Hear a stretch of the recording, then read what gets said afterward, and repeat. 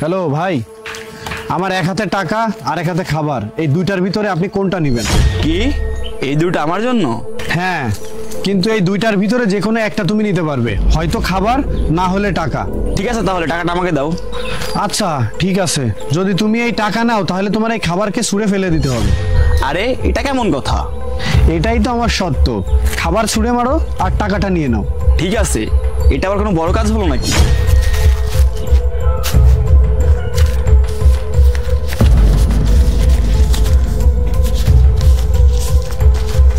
পাগল ছাগল আসে কোত্থেকে সব?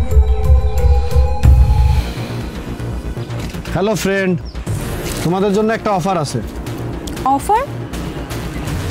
হ্যাঁ অফার, আমার এক হাতে খাবার আর এক হাতে টাকা, এই দুইটার ভিতরে তোমরা কোনটা নিবে?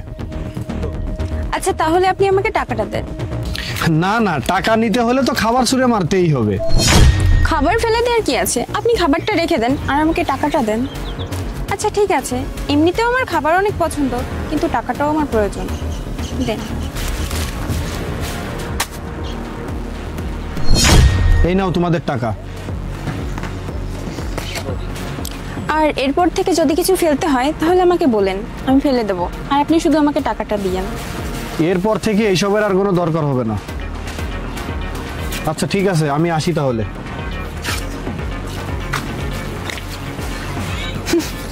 এরকম বোকা লোক প্রতিদিন একটা করে পেলে তো হতো।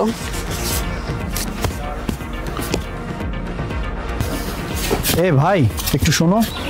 হ্যাঁ সাহেব বলুন। আমার এক হাতে টাকা আর অন্য হাতে খাবারের প্যাকেট, এই দুইটার ভিতরে তুমি কোনটা নিতে চাও?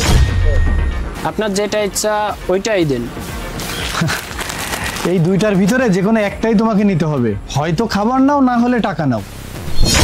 তাহলে আমার তো এখন টাকার দরকার, আপনি টাকাটা দিয়ে দেন। ঠিক আছে, আমি তোমাকে এই টাকা দিয়ে দেব, কিন্তু এর বদলে তোমাকে এই খাবারের প্যাকেট ছুঁড়ে মারতে হবে। কি? হ্যাঁ। মাফ করবেন সাহেব, আমি এটা করতে পারবো না। কেন?